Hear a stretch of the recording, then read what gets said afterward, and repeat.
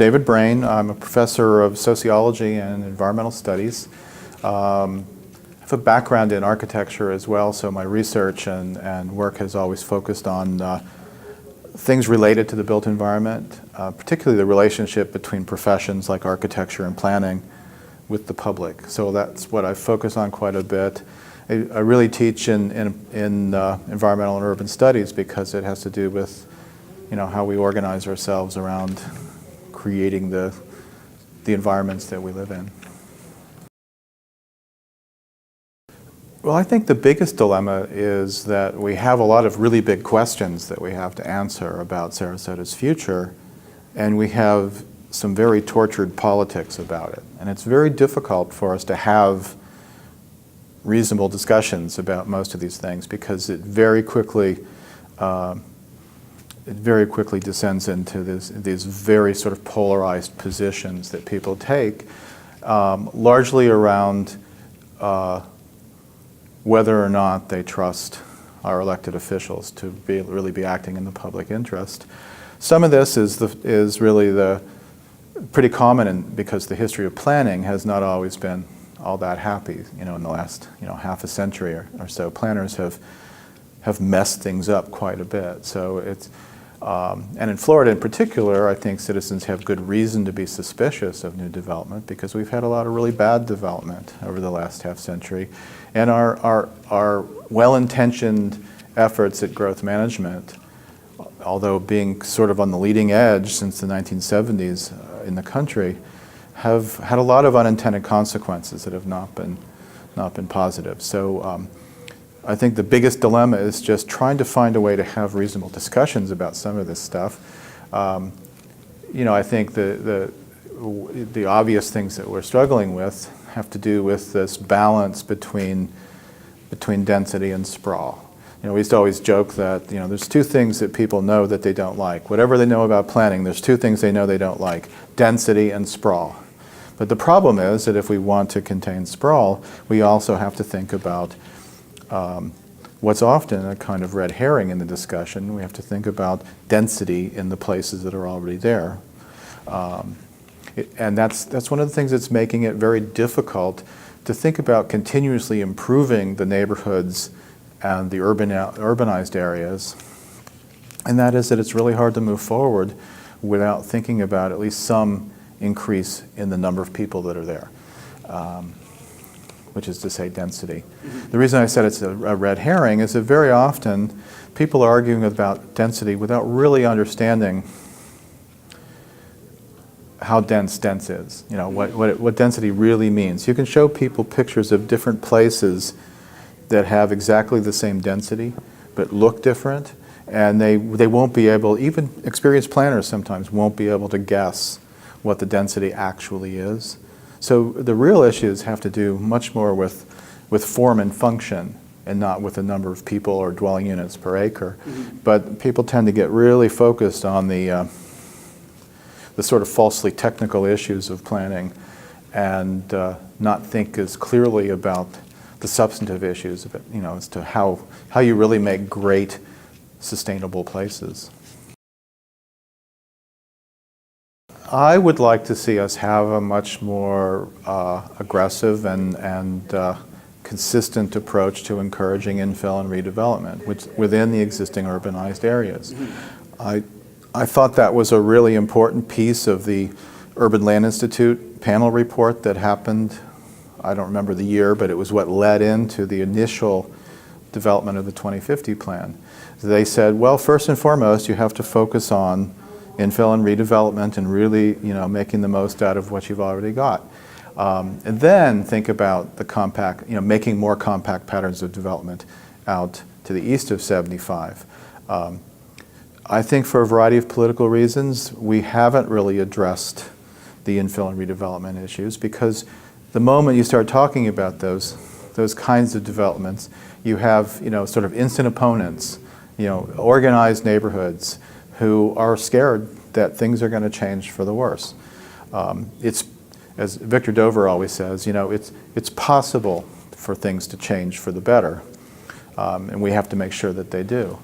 But it's challenging to do that, and that's, for the most part, people are conservative. They're afraid of change, and generally they have some experiences that give them good reasons to be worried about change. So the big problem is to build up that capacity in a community to feel like we can trust ourselves to manage change for the better, and trust ourselves well enough that we can actually enlist developers to be assets rather than always being regarded by the citizens anyway as the enemy. I would not generally be in favor of raising the height limitation. There's a number of reasons for that. What tends to happen, in fact it's happened across the country, is that ambitious cities set their height limitations too high. And what then happens is you get very tall buildings built that soak up the market in one spot, and you don't get an even attractive pattern of development. It's much better to keep the height restrictions relatively low and sort of squish the available market out and spread it around a little bit.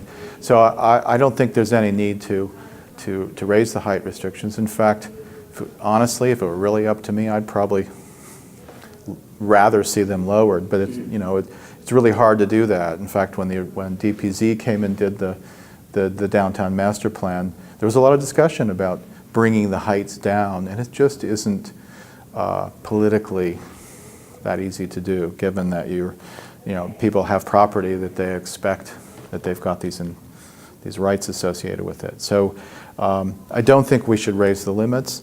I do think we could afford, in a variety of ways, to tweak the regulations to allow for increasing density, and also increasing opportunities to create more affordable or a wider range of housing options in the downtown. More housing options is often the key to affordability and increasing densities. The way the real estate development industry is set up these days, all the incentives push towards higher priced product and higher ends of the market. It's a way to reduce risk as a developer, and it's also the way to optimize your return given some of the regulatory constraints.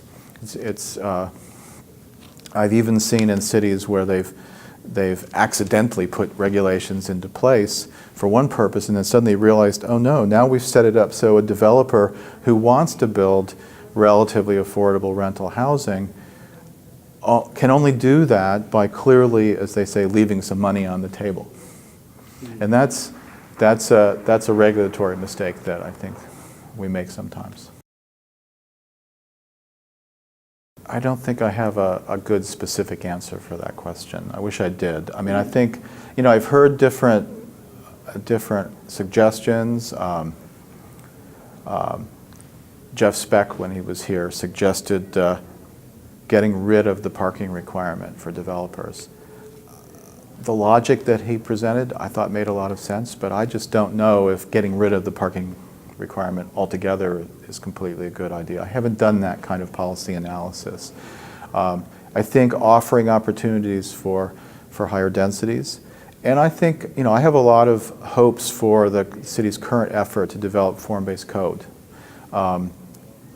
It needs to be about form and not always about use.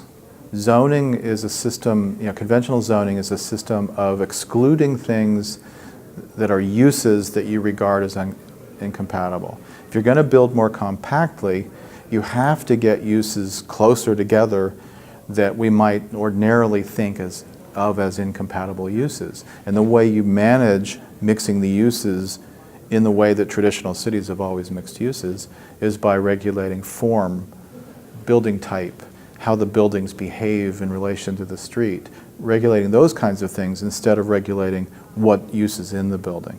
The idea that you're going to have zoning that says this area here is all and only residential, this area here is all and only, shopping, this area over here is all and only office and so forth, industrial. So that kind of separation of uses solves some problems, but it creates a whole lot more problems than it solves. If we're going to build more compactly, if we're going to make it possible to have great, vital places, we need to bring the uses, we need to reassemble the uses. And to do that, we need to have a kind of regulatory system that lets us talk about how uses can behave so they can be compatible. So I'm watching with great interest as the urban design studio in the city begins to really develop the form-based code. The other problem, of course, with coding is that you can never write rules, and actually sociologists have studied this. You can never write rules that are precise enough to cover all possible contingencies. That's why in our legal system we have judges, right? We need the exercise of human wisdom and judgment when we're applying rules. And one of the big problems we have, I think, in our regulatory system in cities is that we often have our rules being, in our zoning systems, being administered by lawyers and by litigation rather than by the exercise of human judgment. So they're litigating the interpretation of this word or that word in a particular line of code, when in fact what they need to do is step back and say, okay, what are we trying to achieve here, with respect to the human experience of the environment we're trying to create, and we need to match our regulatory decisions to our goals, not to procedural battles in court between opposing land use attorneys. I think that also adds to kind of the adversarial approach that I think is very destructive to getting good outcomes. And that's, I think, a big part of why we see consistently the most well-intended planning and regulatory arrangements leading to outcomes that nobody likes. The developers don't like it, the citizens don't like it, nobody likes it. So why are populations of smart people and powerful people consistently doing things that everybody agrees ultimately really suck? So, clearly there's kind of an institutional dynamic there that's a problem. And I think the idea of a form-based code also requires that you have internal to the city's regulatory apparatus people who are skilled as urban designers and can add that wisdom into the discussion. Okay. We're trying to produce places that have a certain quality. That's the purpose for these rules. When the rules are not doing that, then the rules need to change.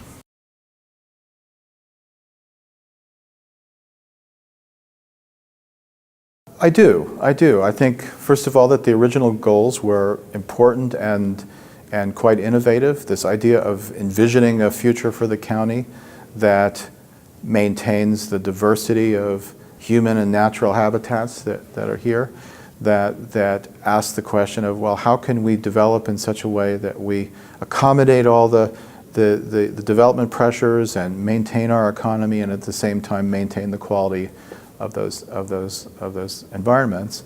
I think it makes sense to approach that by providing incentives to the developers. That if you do the kind of thing that will contribute overall to the county's future as we've envisioned it, then we will make it easier and lucrative for you to do that. If you're going to do something that really sets us back, then that should be at least difficult and costly, if not impossible, right? So I think the idea of 2050 is really kind of brilliant. I think it needs to be the sort of thing that gets tweaked and tested over time. And so I think that there are a number of issues there that are obstructing realizing the goals that 2050 was set up to achieve. But there's then the problem of that any effort to suggest adjustments to the 2050 plan draw the accusation that we are as a county simply bending over to the developers' interests. And it is challenging to figure out where those adjustments need to be in order to get what we want, and where maybe the adjustments are going too far.